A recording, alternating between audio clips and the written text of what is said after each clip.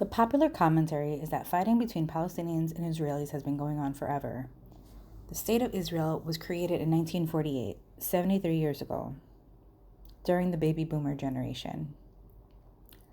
The escalation of the crisis between Palestinians and Israelis started then, which may seem like a long time ago, but is it really? The Palestinians, prior to 1948, lived in the British colony of British Palestine, which is current-day Israel.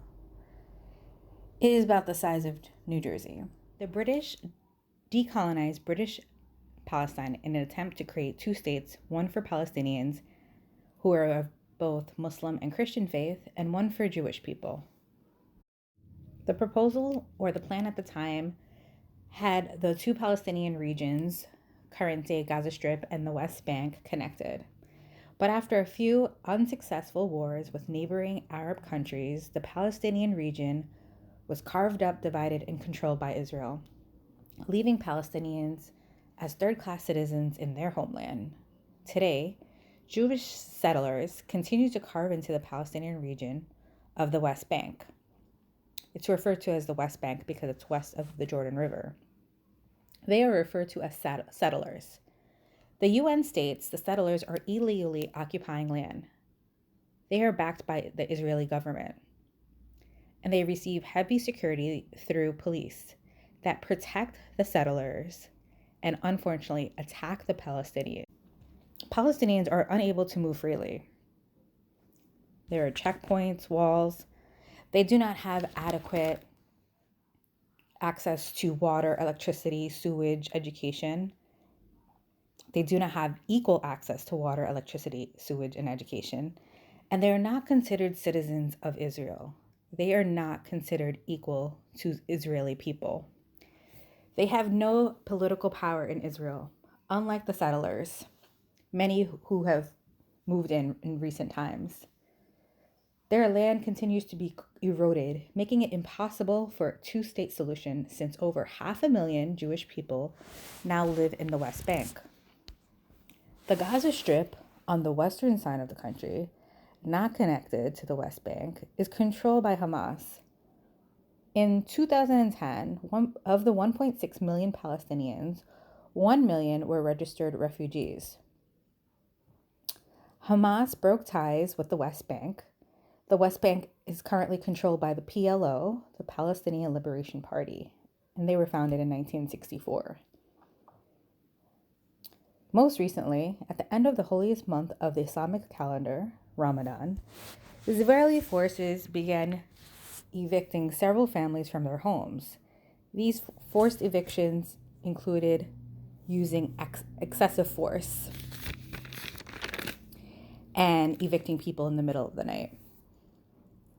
Additionally, a few days later, Al-Aqsa Masjid, the third holiest place in Islam, was attacked with tear gas and rubber bullets as worshippers prayed in the last days of Ramadan.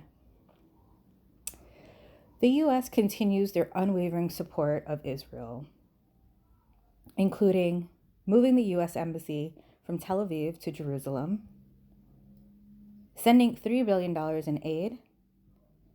Additionally, many groups in the United States and abroad support a Zionist Israel. One such group are the evangelical Christians who support a completely Jewish state. They believe all of Israel, including the West Bank and the Gaza Strip, should be of only Jewish people. They feel in order to complete the prophecy of Armageddon, aka the end of days, that this whole region needs to be Jewish, and this will allow the Messiah, Jesus, to return. They send millions of dollars yearly to Israel to support this cause. Where do Palestinians go from here? The walls continue to close in on the Palestinian people and their land, with Arab nations becoming openly friendly with Israel. Who can Palestine seek help from? The international community, including the UN, acknowledge Israel is one of the biggest offenders of human rights violations, and it's undeniable Israel is an apartheid nation. and openly racist. Every Jewish person is seen as a citizen of Israel. The Zionists believe that all Jewish people should return to Israel.